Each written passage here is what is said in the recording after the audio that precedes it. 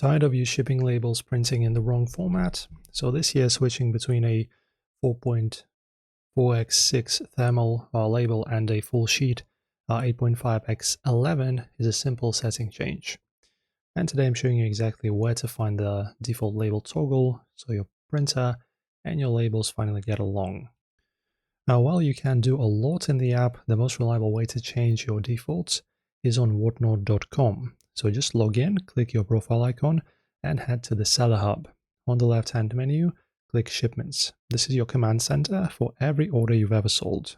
And then once you're in the Shipments tab, look at the top right corner for the sidebar icon. Click that to open your default label options. In here, you'll see a drop-down for label size.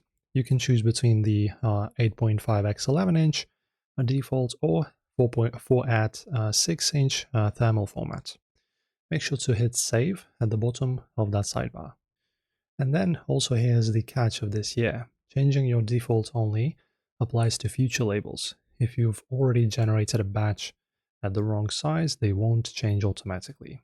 You'll need to find that specific shipment, click the Edit pencil icon and select Generate New Label. This will void the old one and create a new one in your newly selected size. And then, pro tip, if your labels are still coming out sideways after changing the side in Whatnot, check your system print settings. Ensure your printer's paper size is manually set to 4x6 and the orientation to portrait. And this is how you fix your labels and get back to shipping, guys.